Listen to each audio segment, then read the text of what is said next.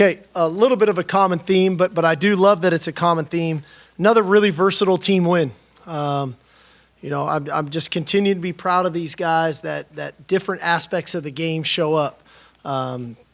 We felt really good about the punt return unit, that we would get an opportunity, and sure enough, right off the bat, we get the big punt return from Xavier right up the middle for an explosive play that way. Thought defensively, a really good kind of physical, hard-fought game, created 3 turnovers, a couple really critical, red area stops that were big in the game. Had the kind of one explosive pass play there down the middle, but for the most part, played really sound, affected the quarterback, did a good job against the run.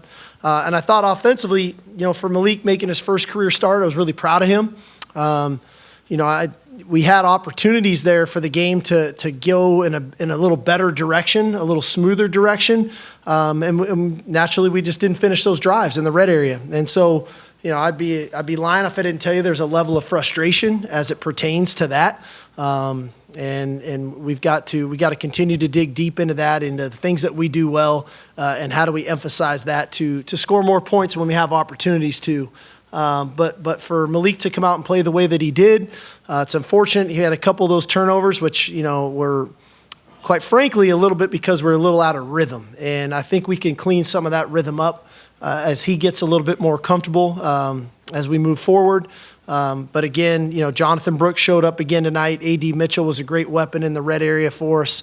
JT made some really nice plays. And so there was a lot of positives, but what I will say, we haven't played our best yet. And to me, that's a little bit exciting to know that our best is still out there, that we can play better. I think it goes without saying we're going to need to play better. But I'm gonna be really proud of our guys on this one. Anytime you can come home and beat a 5-2 football team, the way that we did and play the style of defense that we played, that's exciting. And again, the team versatility showed up. Thanks, Coach. We'll go ahead and start up here on the right hand. Steve, I know you still need to look at the film, but just kind of what did you think of Malik and kind of how he bounced back from those 2 early turnovers?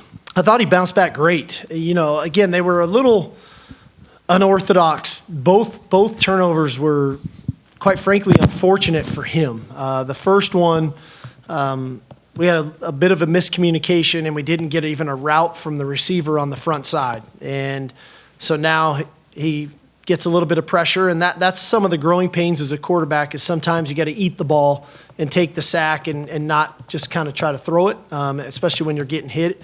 The second one, we're in a max protection, and I think our running back and guard kind of run into each other, and we don't block the defensive end. And again, probably had a pretty good chance at a touchdown pass. And so that's some of the growing pains, is sometimes you got to eat it. Now, we got to execute better around him, but the way that he responded from both of those 2 turnovers, I thought were great. Malik's got really good composure about him.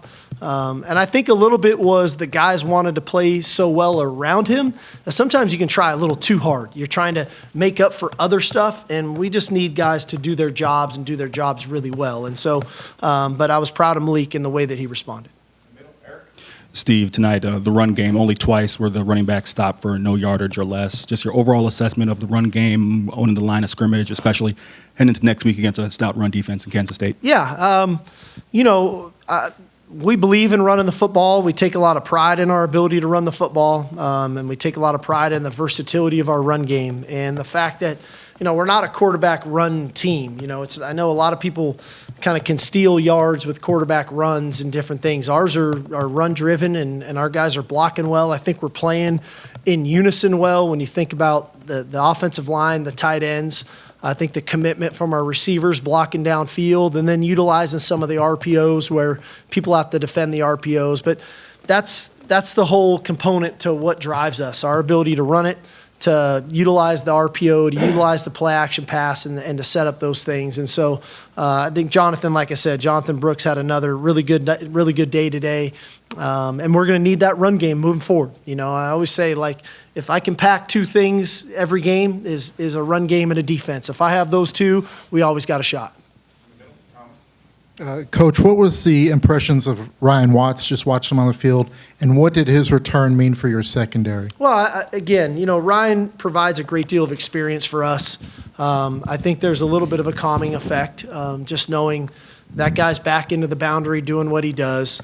He's a physical player. Sometimes those perimeter plays, what maybe was getting 8, 9, 10 yards a week ago, maybe we're getting 3, 4, and 5 today with his presence. But again, it helps the rotation, and now that rotation between, Terrence Brooks, Manny Muhammad, Gavin Holmes, everybody's a little bit more fresh as that game goes on, especially on a day like today. It was definitely very humid out there. On your right, Kirk? Yeah, Steve, I don't know if you saw Malik dancing a little bit before he took the first snap, but clearly looked pretty loose. And you put the ball in the air 9 out of the first 10 plays, counting that lateral.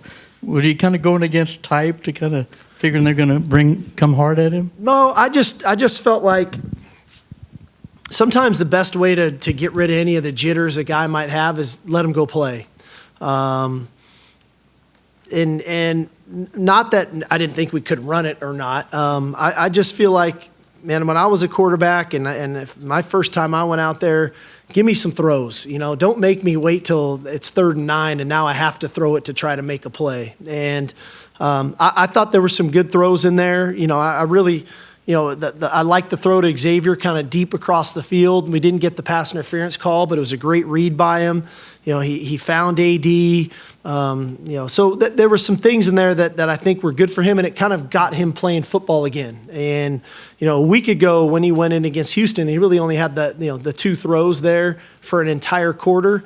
And we can't play football just lining up thinking we're going to run it 10 out of 12 plays the whole game, and we need balance. And so to get him out there and letting him go play, I thought was good for him, and I thought was good for us, and that there's going to be a lot of growth for him out of it, as well as us as a team. On your left, Cedric?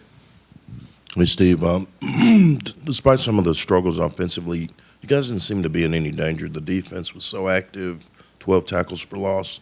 What did you see from your pass rush today, and then the activity in the back, the ball hawking? Yeah, our front showed up today, and we talked about it. Like I said, when we put the keys to victory or the what it takes up with our team, and then offense, defense, special teams, that was one of the key bullet points in the game was dominate the line of scrimmage. And when we play like that, when our front plays like that, then we can be really active in the back end. And I thought that showed up, with the couple of big interceptions, the sack fumble there.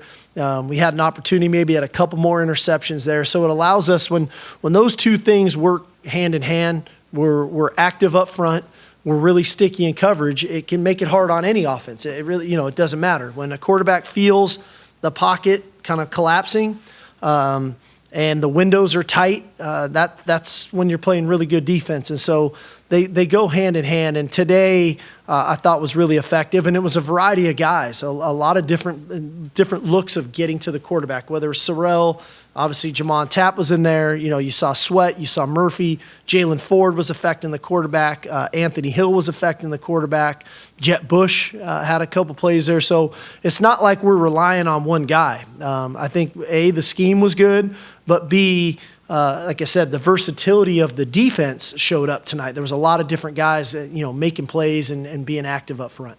On your right, Corey? Congrats on the win, Coach. I know on Thursday you mentioned how you and the staff are still trying to decide on whether and giving or not giving Arch snaps today. So what made you come to the decision of not giving him again? I wanted to try to find a little more rhythm offensively. We just weren't into the flow that I would have liked. We could have had a chance in there. Maybe we could have punched a couple of those drives in where we got stopped inside the 5, but we didn't. And so to me, it was about making sure we have enough rhythm with Malik in there. So again, it's unfortunate. That's why I'm always hesitant on those things to say yes, he's going to go in, because now I'm going to get called a liar that I didn't put him in. So I just felt like it just wasn't the right time today. So hopefully in the future we can do it. On your far left, Corey? Hey, Coach. Looking at L.J. Martin, one of the best players on that offense, how did you guys prepare for him throughout the week, and then how did you pivot when you found out he was not going to be active today? The reality of it was it really wasn't about one player. It was more about defending the scheme and the multitude of formations and the multiple tight ends that they use. And there's a lot of substituting that goes on. So matching that personnel was big for us today. And then, so it wasn't so much about, like I said, the one guy. It was more about the multitude of the scheme, the formations, and then trying to, like I said, be sticky in coverage when they were dropping back.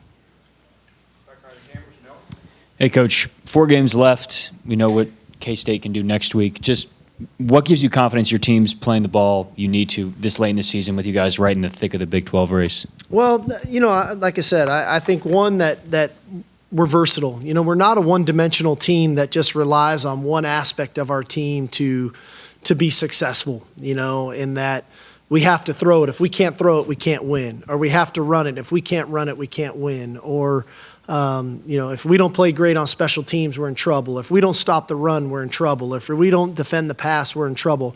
We can do all those things, and the personality of the game starts to drive what's needed from our team to excel, to come out victorious. And I think that's the most encouraging part for me, is that our versatility shows up when the flow of the game starts to, kind of unfold, especially in the second half, that we're able to adapt and adjust to what's happening. But the other thing that's encouraging for me is I think our best football's still out there. And with 4 games to go, with a really good team coming in here next week, we're going to need our best game here. And we need to continue to strive towards that. And I think our team recognizes that we're not a finished product. That there's more left out there for us to do, and a better version of our team is still out there for us to play to. Last one in the middle, Armand. Hey, Coach, in this era of the transfer portal, what does it say about a guy like Malik, who doesn't shy away when Quinn Ewers commits, doesn't shy away when Arch commits, right? It's almost kind of like Roshan in some ways. What does it just say about him, his character, and as a person? And I'm so fired up you asked me that, because to me, in this era of, things don't go my way, I'm going to take my ball and go somewhere else. To have players on your roster that believe in this team, that believe in this football program, that believe in this university, that love being here, that's, I think, ultimately why the culture is the way it is in our locker room.